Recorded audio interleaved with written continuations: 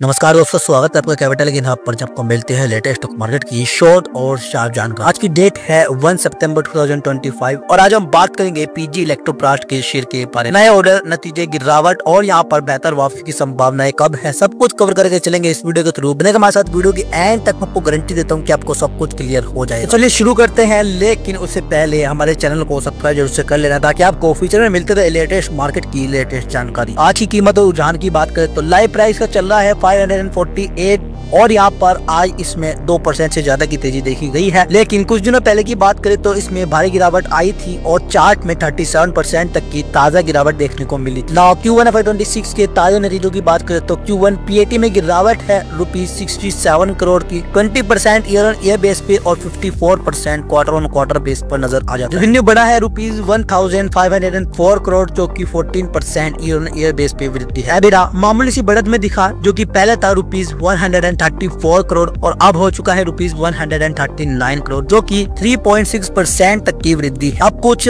Disappointed guideline सामने आई है, जिसका असर यहाँ पे शेयर प्राइस पे जरूर से पड़ेगा। FY26 रेवेन्यू ग्रोथ गाइडेंस घटाकर 17 से 19% कर दी है, जो कि पहले 30% नजर आती थी। और यहाँ पर PAT ग्रोथ गाइडेंस घटाकर 3 से 7% कर दी है, जो कि पहले यह भी 30% नजर आती थी। प्रोडक्ट बिजनेस की अनुमानित वृद्धि भी घटाई गई है, जो कि पहले 35% थी, अब यहाँ पर 17 से 21% कर दिया। शेयर में तेज गिरावट है, सिर्फ 4 दिनों में शेयर 37% गिर गया था। इसका मुख्य कारण यही था कि यहाँ पर ग्रोथ गाइडेंस में कटौती और उसके साथ साथ डिसअपॉइंटेड रिजल्ट्स भी सामने आए। 52 वीक हाई की बात करें तो ₹1055 था और यहाँ पर अब शेयर कम से कम 50% नीचे है। ब्रोकर का व्यू देखे तो नुवामा ने FY26 से लेकर के FY28 EPS एस्टीमेट घटाई, जो कि 10 से 36% कर दिया है और टारगेट में भी यहाँ पे कटौती की है। निर्मल बैंड ने भी टारगेट कम किया, लेकिन यहाँ पे लॉन्ग टर्म में ग्रोथ आउटलुक में सुधार देखते हुए बाय ही माना है। ब्रोकर के तकनीकी विचार देखे तो रिलीगल ब्रोकर ने कहा है कि यहाँ पर अगर ₹570 पार हुआ तो यहाँ पर 600 तक की रैली संभव है। फिलहाल मोमेंटम बेरिश है और यहाँ पर पुल बैक पर बिकवाली की सलाह। Short term down side rally यहाँ पर 400 से लेकर के ₹420 तक हो सकती है। लंबी अवधि की कहानी समझे शेयर की तो यहाँ पर हालिया कुछ वर्षों में यह स्टॉक मल्टी बैगर साबित हुआ है। ₹5 से सीधा 500 प्लस तक की रैली इसने दिखाई। कोई निवेशक अगर 1 लाख रुपए निवेश करता तो आज के समय में उसकी वैल्यू 2 करोड़ से ज्यादा हो चुकी हो। थोड़ी रिकवरी भी दिखाई दी है। अगस्त के बीच 35% गिरावट के बाद शेयर कुछ फीसदी उछला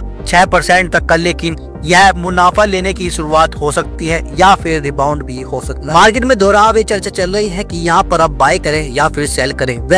आपको ये वीडियो एंड तक देखनी है, मैं आपको सब कुछ क्लियर कर दूं। और इस कंपनी को लेकर क्या गलत हो रहा है आने वाले समय में ये जाने तो अर्ली मॉनसून ने रूम एसी की मांग घटाई, क्योंकि यहाँ पर मौसम चेंज हो रहा है, ठंड का मौसम आ रहा है, इसलिए यहाँ पर मांग घटेगी और कंपनी की सेल कम होगी। दूसरा, सप्लाई चेन और इन्वेंटरी बढ़ी है, ऑपरेटिंग लीवरेज प्रभावित हुए। तीसरा, कॉस्ट प्रेशर बढ़े जिससे मार्जिन कम हुआ। कंपनी स्टैंड क्या ले रही है अपनी कंपनी को ग्रोथ करवाने के लिए। यहाँ पे सबसे पहले इलेक्ट्रॉनिक मैन्युफैक्चरिंग कर रही है, प्लास्टिक मोल्डिंग में मजबूत हो रही है। कंपनी नए एसी और वॉशिंग मशीन फैसिलिटी बढ़ा रही है, जो कि FY24 से FY25 में ₹370 करोड़ से लेकर के ₹380 करोड़ का कैपेक्स जारी किया। कंपनी का लॉन्ग टर्म ग्रोथ पोटेंशियल देख तो RAC में वॉशिंग मशीन मार्केट बढ़ रहा है और यहाँ पर PG एक बड़ा ODM पार्टनर है। इंडिया में इलेक्ट्रॉनिक सेक्टर में आने वाले सालों में विस्तार की बड़ी संभावना, जो यहाँ पर कंपनी की ग्रोथ पोटेंशियल को और ज्यादा इंक्रीज करता है। यहाँ पर रिस्क फैक्टर जाने तो, यानी कि कंपनी के लिए क्या क्या रिस्क नजर आ जाता है। सेशनल डिमांड मानसून प्रभावित करता है। दूसरा, इन्वेंटरी बिल्डअप और यहाँ पर लोअर मार्जिन शॉर्ट टर्म चिंता का। रेगुलेटरी या मैक्रो स्लो डाउन से डाउन साइड हो सकता है। अब सबके मन में सवाल उठ रहा होगा कि आखिरकार करना क्या चाहिए, तो मैं आपको वही बताने वाला हूँ। वाइल शॉर्ट टर्म ट्रेडर्स के लिए आप 500 से लेकर के ₹520 से एंट्री सोचे, ₹570 से लेकर के ₹600 तक का टारगेट रखें। स्टॉप लॉस रखिए ₹400 से लेकर के ₹420 तक का। उसके साथ साथ आप यहाँ पर वॉल्यूम और मोमेंटम को देखते हुए